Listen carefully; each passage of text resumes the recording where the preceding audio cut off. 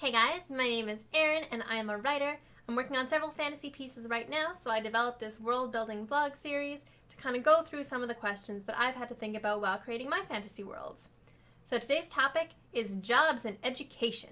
Now, this is a subject that I think is really important because it solves the issue of why your characters know how to do what they do. And I've read cases where it makes no sense why the characters have the skills that they do. So this will help you avoid that. A lot of times characters are given careers that are highly skilled and take years to be good at, even if they're young or inexperienced. And you need to be able to address this in your writing. Why do your characters have this information? Why do they have these skills? And what is an actual realistic reason for them to do so? Now, at the very basics, you're going to want to know how the education system in your fantasy world works. Do people go to school? Do they have private tutors? Do they teach themselves? Do they have apprenticeships? And who has access to education? Historically, it's only been available to wealthy males. Please don't do this in your world. Everyone deserves an education. But if you are going to do that, then, I can't stop you. It's really up to you to decide how many people you want to be educated, but it might reflect poorly on you if you only let wealthy white males go to school. Additionally, figure out whether education is mandatory or voluntary and what the circumstance of that is. If it is mandatory and people are skipping out, what happens to them? You also want to figure out the levels of education. This runs the gamut from preschool up to university and beyond. So you have some flexibility. Is there a specific age that people start school or start learning however they're learning? How long do they attend? And what do people get out of their education? Also figure out if it varies based on the careers they want to pursue. Does everyone have the same basic education and then they branch out based on what they want to do, or do they specialize from a young age? Also, is education regulated or standardized? Because that's going to make a huge difference based on where your characters live and what they have access to. In terms of jobs, what are the common ones? What do most people end up being? And are there restrictions based around different jobs based on your age, sex, class, etc.? And what is the protocol for getting a job? Do you just walk on and be like, hey, I'd like to work? And they'd be like, cool. Or do you have to go through an interview system? Do you have to pass exams? If you do want to make it really regimented, then I recommend looking up the history of Chinese bureaucracy, because they had multi-level exams that people had to pass, and you had to be extremely educated to get a good job in that field.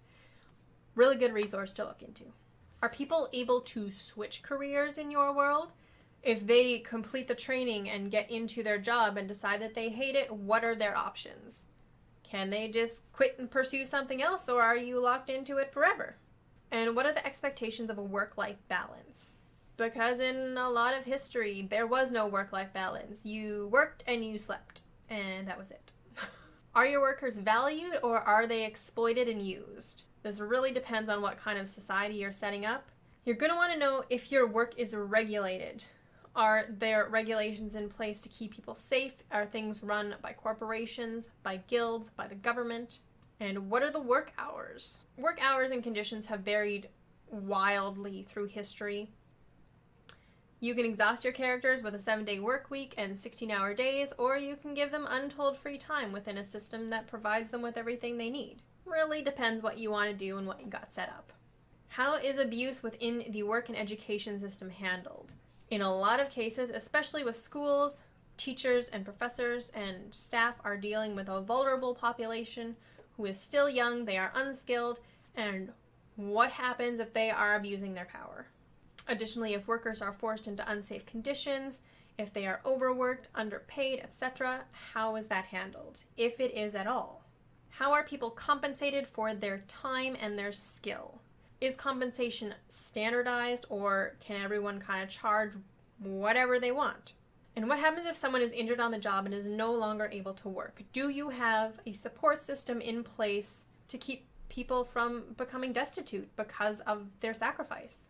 And also consider people who might have difficulty working at the same level or intensity as the rest of the population.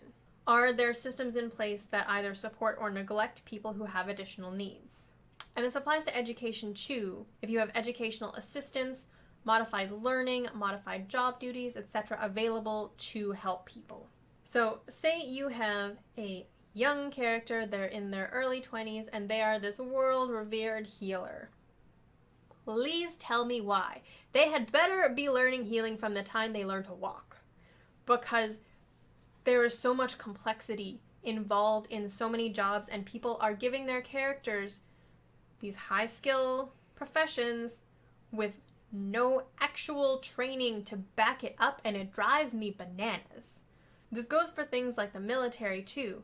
In things that require you to be put through your paces, to rise up through the ranks, you're not going to achieve the top level really early. It's just, unless everyone at the top level, like, spontaneously combusts and no longer exists, in which case then yes, sure, have a 20-year-old admiral or a general or whatever. But it's not realistic. No, like, even within fantasy, there are still basic protocols to get your people up to the top. The only cases in which I would accept that that's different is hereditary positions and the person before you dies. But even in those cases, you're going to have advisors and councils, and you don't put children in charge of things unless there is no other option. And I get that this occurs within dystopias and whatnot, where you have, like, child soldiers and children running things. That's the reason for it. These children are in charge because there is no other option. So if that's the case, that's fine. But if you have a regimented structure set up and you're just popping your characters to the top for funsies or lack of research or lack of understanding of these systems, then it's probably not going to fly so well. A good rule of thumb is just to consider how things work in our world.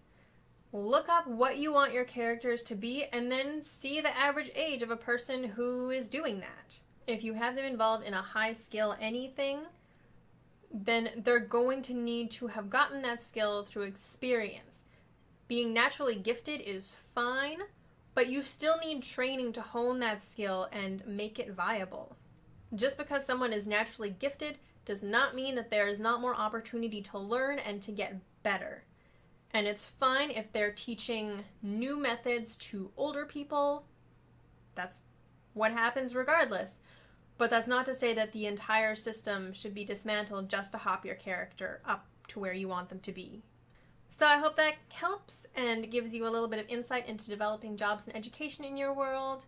Thank you so much for watching. I will have another vlog for you next Wednesday. And all my social media and links are in the description below. And I'll see you next week. Bye, guys.